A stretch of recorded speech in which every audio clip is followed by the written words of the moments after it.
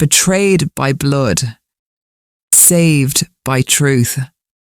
My hands were trembling so violently that I almost dropped my phone on the kitchen tiles. I stared at the screen, reading the text message from my lawyer, Arthur, for the third time. Do not go to your son's house tonight. Call me immediately.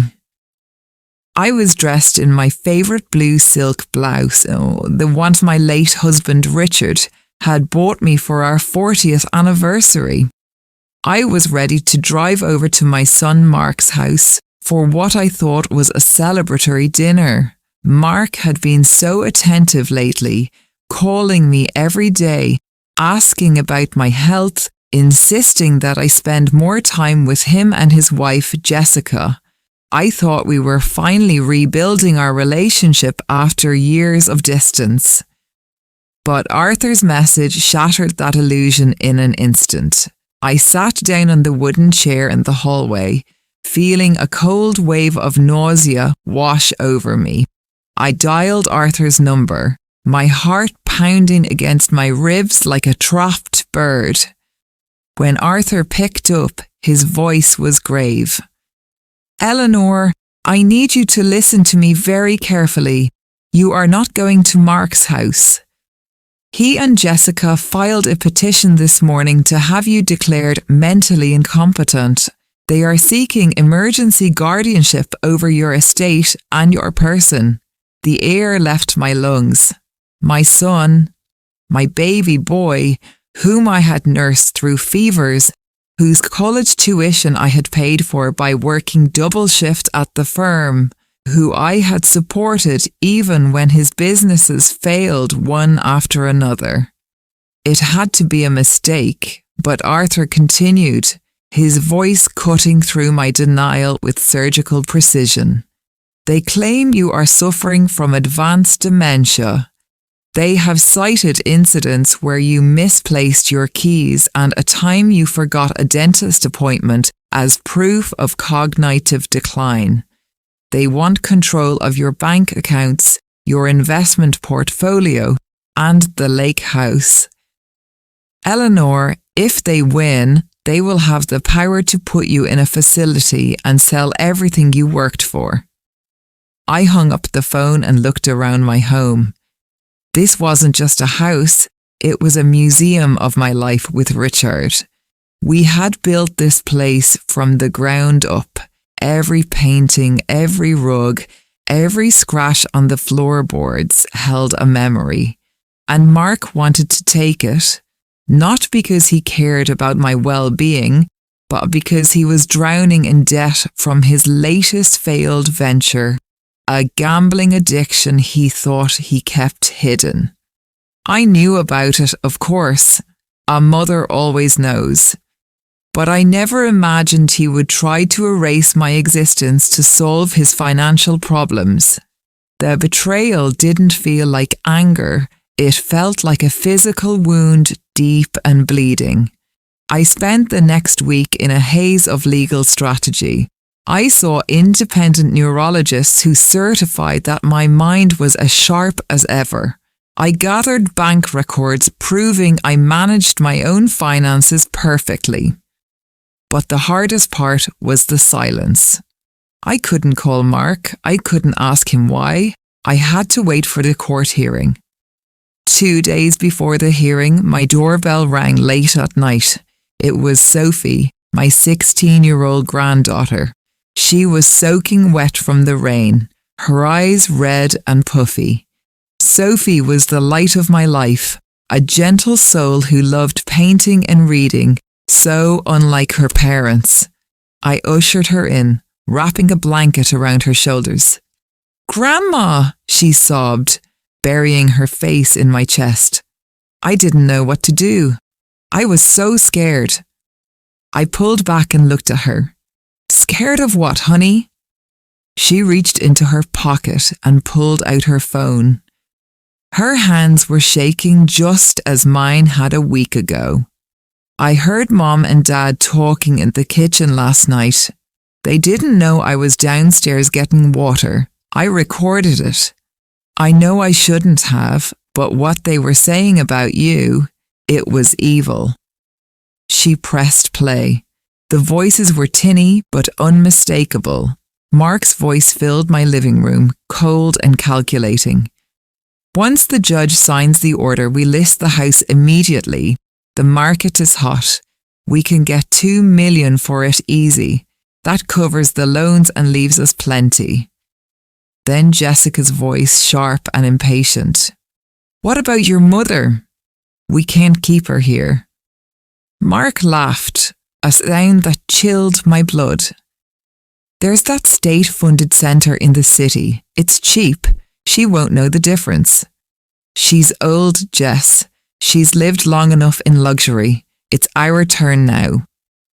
The recording ended. The silence in the room was deafening. My own son was planning to discard me like trash to fund his lifestyle. He didn't just want my money. He wanted to strip me of my dignity, my home, and my freedom. He was willing to let me rot in a substandard facility just so he wouldn't have to work for a living. I looked at Sophie. She was terrified that she had betrayed her parents, but she had saved me. You did the right thing, Sophie. You are the bravest person I know. I hugged her tight, promising myself that no matter what happened, I would protect this girl. The day of the hearing arrived. The courtroom was sterile and cold. Mark and Jessica sat on the other side, looking appropriately somber. Mark wouldn't meet my eyes. His lawyer stood up and painted a picture of a senile, confused old woman who was a danger to herself. He twisted innocuous events into symptoms of disease. He spoke about my age as if it were a crime. I sat there, back straight, chin up, refusing to let them see me crumble. Then it was Arthur's turn. He presented the medical evaluations, the testimonies from my friends and colleagues, and the clean bill of health from 3 different specialists. But the final nail in the coffin was the recording. When Arthur asked the judge for permission to play a piece of digital evidence provided by a concerned family member, Mark's face went pale. The audio played through the courtroom speakers. Mark's voice discussing selling my home and dumping me in a cheap facility echoed off the walls. The judge's expression shifted from neutral to disgusted. The colour drained from Jessica's face.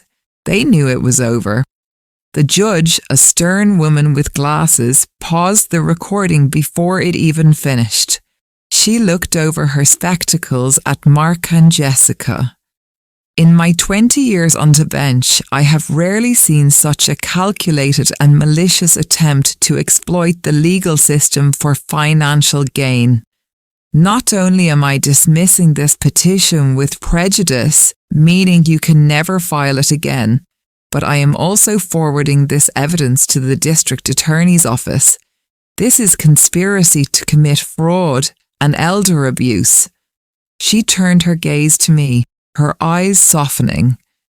Eleanor, I am terribly sorry you had to endure this. You are free to go. And I am issuing an immediate restraining order against your son and daughter-in-law. As we walked out of the courtroom, Mark tried to approach me.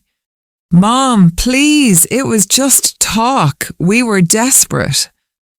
Arthur stepped in between us, a solid wall of protection, but I stepped around him. I needed to say this. I looked at the man I had given birth to, the man whose first steps I had cheered for. You didn't just try to take my money, Mark. You tried to take my life. You were willing to erase me. A mother can forgive many things, but she cannot forgive the deliberate destruction of her soul. You are no longer my son. You are a stranger to me, and don't you dare look for Sophie. She stays with me. Sophie moved into my lake house that very evening.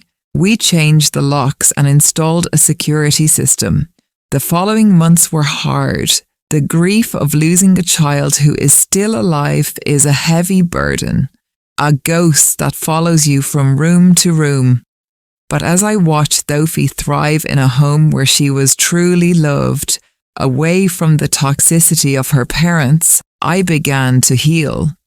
We planted a garden together in the spring, something I hadn't done since Richard died. Mark and Jessica faced criminal charges and lost everything they were trying so desperately to steal. They ended up with nothing, consumed by their own greed. One evening, as the sun set over the lake, painting the sky in hues of orange and purple, Sophie sat beside me on the porch swing. "Grandma, do you ever miss them?" she asked quietly. I took a sip of my tea and looked at the horizon. "I miss who I thought they were," I said honestly. "But I don't miss the people they actually are." Family isn't just about whose DNA you carry, Sophie. It's about who stands by you when the storm comes. It's about respect and kindness and truth. You are my family. And that is enough. I realized then that my life wasn't over. It was just a new chapter. I was 70 years old, but I was free. I had my mind, I had my home, and I had the one person who proved that integrity hadn't skipped my bloodline entirely. I had learned the hardest lesson a parent can learn, that sometimes you have to prune the rotting branches to save the tree. And looking at Sophie, strong and beautiful in the fading light, I knew the tree would survive. I would survive. And we would flourish, rooted in the truth, no longer living in the shadow of a lie.